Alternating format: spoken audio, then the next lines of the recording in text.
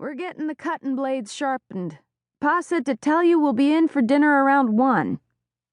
Merrill had already gone back to mucking the empty stall, but called over her shoulder, "I'll have a nice hot meal waiting for you." With 4 older brothers, Merrill had been responsible for the house and kitchen since their mother died some 10 years earlier. Even so, Merrill had plenty of other responsibilities that tended to rob her of the chance to show her feminine side. Folks spoke highly of Merrill's baked goods and cooking, but she was also highly regarded for being able to handle a team of draft horses better than most men. She knew horseflesh from the tip of their tails to their velvety muzzles, something her father took great pride in. He loved having his family at work all around him. The Belgians were her father's pride and joy. They were some of the best stock in the country, and with 3 good broodmares, he earned a nice bit of money on the side selling the offspring. Merrill spent a sizable portion of her time with the animals, especially during the winter months. Foaling was something she generally oversaw. She also made sure the geldings were in top-notch shape for the ice harvest and other work they did. Numbering more than 20, the animals definitely kept the family busy. Merrill was pushing a full wheelbarrow to the manure pile when she caught the sound of a team approaching. She shielded her eyes and saw it was Granny Lassiter's buggy. No doubt she and Cora Beth were coming for a visit.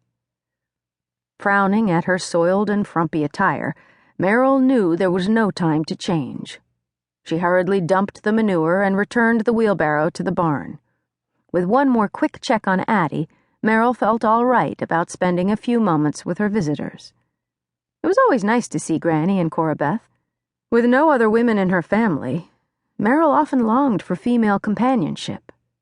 She closed the barn door and hurried across the yard as Granny brought the team to a halt at the back of the house. Merrill took hold of the team and waited for Granny to set the brake. "You sure picked a cold day for a visit," Merrill quipped, and the 3 women chuckled. With the team secured, Merrill quickly helped Granny and Cora Beth from the buggy. Cora Beth was all petite delicacy and femininity, even in the cold of winter. Her maroon wool coat was stylishly trimmed in black velvet, and the matching bonnet had been carefully placed so as to do minimal damage to her nicely arranged hair. "We had to come see you," Cora Beth announced. "Granny made you a new hat." Merrill nodded her head and smiled. "Well, let's get inside and warm up. I've been mucking stalls and waiting for Addie to foal. I could use a cup of coffee." She led the way in through the back porch, pausing only long enough to cast aside her outer coat and knit cap. Her wild curly hair shot out around her shoulders. "Mercy, child, you should at least braid that mess." Granny sounded dismayed. "I usually do, and I will now.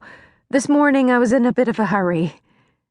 She knew she sounded defensive, even though she didn't feel it. Life on the farm was different from living in town.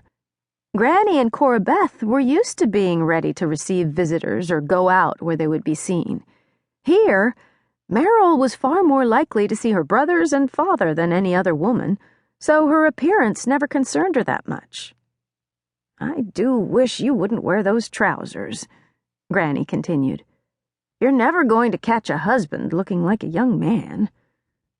Merrill laughed and washed her hands in a basin of water. "I'm not trying to catch a husband, at least not today. Today I'm delivering a foal."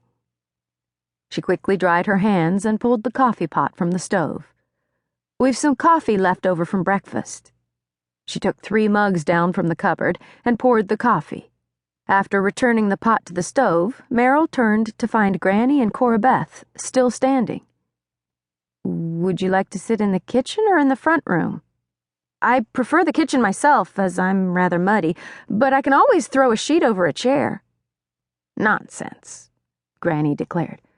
"We won't stand on ceremony. The kitchen is nice and warm, and we can have ourselves a good chat." "Do you have other visits to make before you head back to town?" Merrill asked, setting the coffee mugs on the table. She hurried to retrieve the cream and sugar, knowing her guests were fond of both. "We thought we might see a few families on the way, given that tomorrow is the 1st. We wanted to share."